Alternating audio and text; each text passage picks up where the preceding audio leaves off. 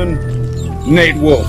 Hey guys, it's Nate Wolf. This is Pastor Nate Wolf. I'm Nate Wolf. If you've heard the news about Pastor Nate Wolf, Yesterday, I spent 2 hours emptying out my office at the church. I got fired from a ministry position that I had for about 7.5 years. Because we lost most of our close friends.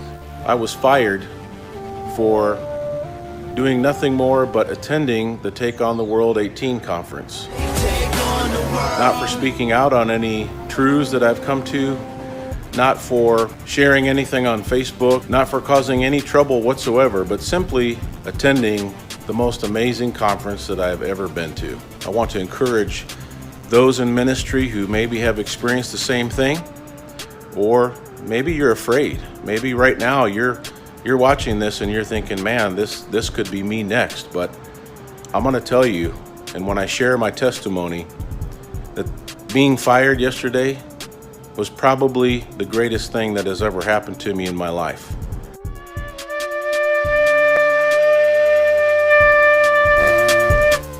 Hallelujah.